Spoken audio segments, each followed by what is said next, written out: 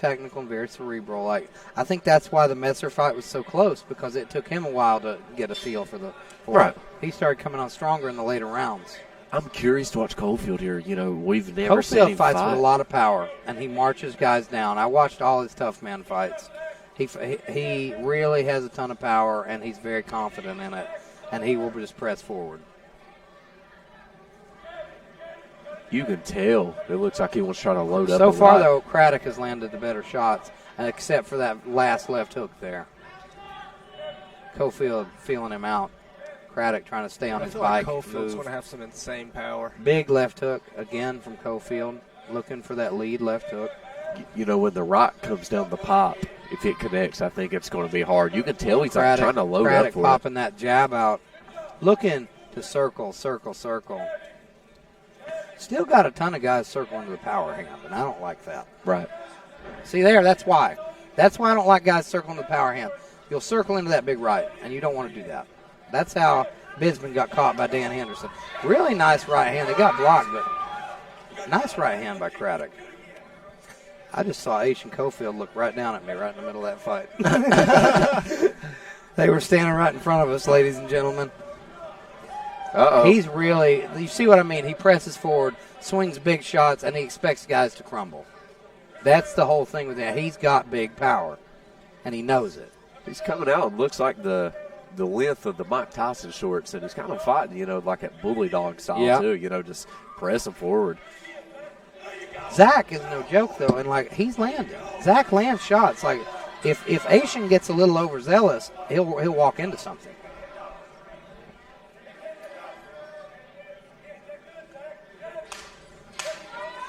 I just heard his corner say he ain't that good, Zach. Yeah, I'm hearing some real big trash talk from somebody in this crowd. I think that's Zackary's corner man over there, one of them. Now, if you're Cofield right there and you had Zach up against the cage, I feel like there was a lot of opportunities. You could have came up with the uppercut. It was wide open. But, you know, you can't sit here and judge these fighters either. You know, until you're in there, it's a whole different ballgame. Replay here. Nice little left hand by Craddock. Craddock in that southpaw stance. Like I say, it's tough to deal with sometimes because you don't see a lot of people fighting southpaw. You don't run into it. Here we go.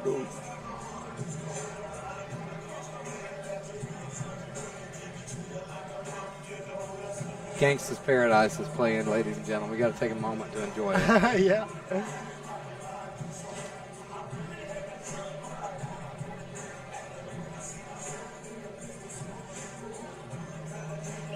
All right, ladies and gentlemen. We are back at it after a little jam session here coming into the second round.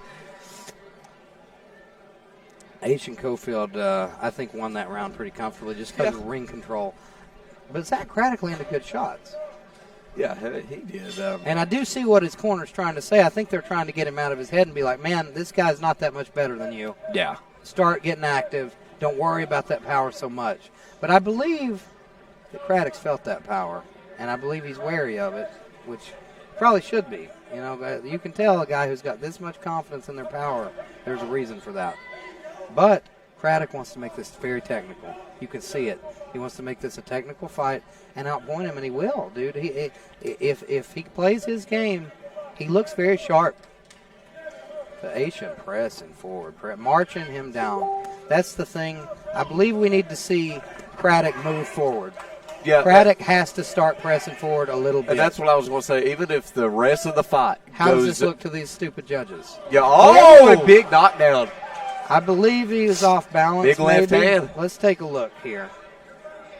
I don't know. It looked like it landed pretty clean, but it could be a little bit of. I'll admit, I was looking away. I wasn't doing my job. That was a. Yeah, that was nice. He was standing on his heels, though. You notice that the way he fell back, but that was a solid shot. All right, ladies and gentlemen. Ashon should be real confident after that, and that looks good in the judges' scorecards. Yeah.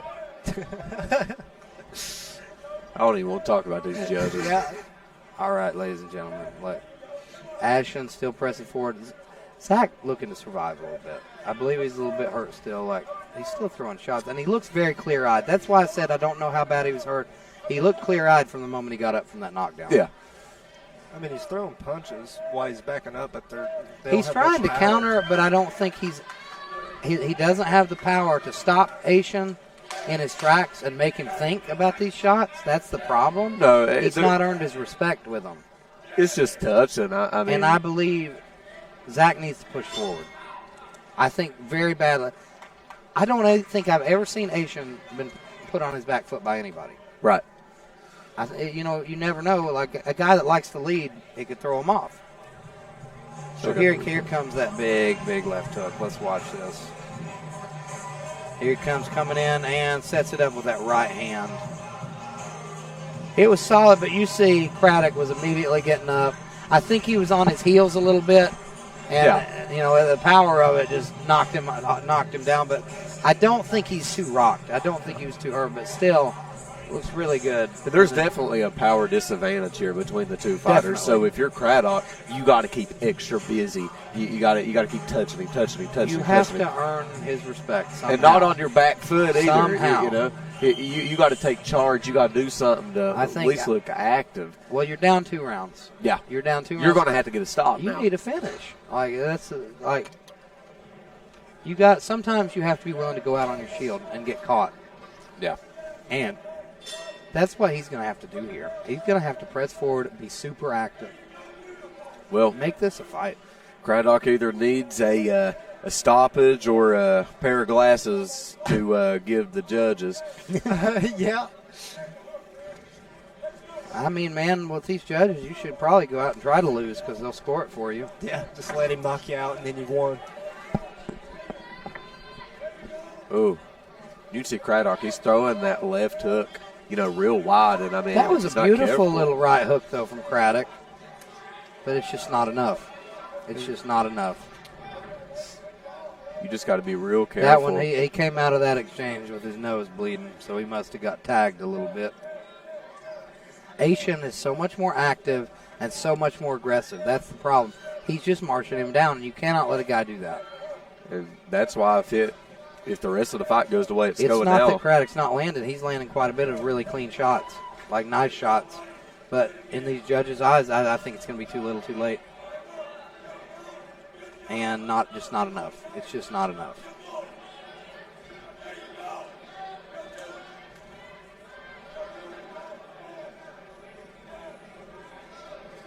He's laying it on him now, Hear guys. Tyler Smith yelling in that corner. That was him yelling. Yeah. I didn't realize. He don't sound like himself. He needs a snicker. I believe he's losing his voice a little bit. That was what it might be. His voice sounds rough. Man, Ashon still, same story. Walking him down, looking for those big shots. He's just being the aggressor of the fight, and that's why we're possibly going to look at a new Craddock champion here. Craddock is tough as nails, man. You can just see he's so game all the time. Even when he's eating shots, like he's looking for a way to win. He can't quite find it. Right.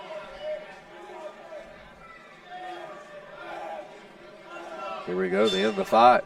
Beautiful fight from both guys. Nobody can hang their head after that one. I mean, Craddock is going to be kicking himself. Yeah. He's going to be kicking himself. He's going to say, well, maybe I should have been moving forward. Maybe I should have been. But, man, he fought a guy with a lot of power he marched him down, and it was a dominant win, I think, for Ashon Cofield. Absolutely. We'll see. If he don't pick up his victory here, then I will personally take my headset death off. Stare, the judges. I will definitely take my headset off, and I will walk straight over there, and you guys can watch me do it. Showing some replays here. Let's see some of this action. Now we see Ashon Cofield walking him down, and Craddock really never had an answer for that. He didn't know how to keep Ashon off of him. It's just old-fashioned bully ball. I mean, and a lot of times when you see him trying to circle out, he's circling right into that power hand. It's dangerous stuff. And that's something you don't want to do. You can already see he's flexing. He's flexing he in knows the ring. He knows. Fight. He thinks he's. And I think Craddock knows. Craddock knows. He knows. He's putting his hands out. It was a war. They both got reason to be proud.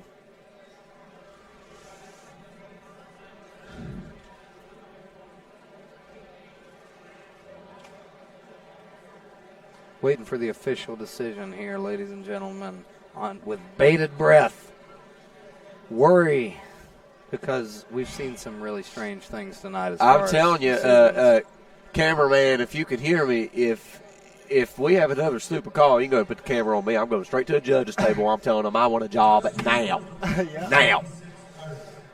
Judge 3 scores the fight, 26-30.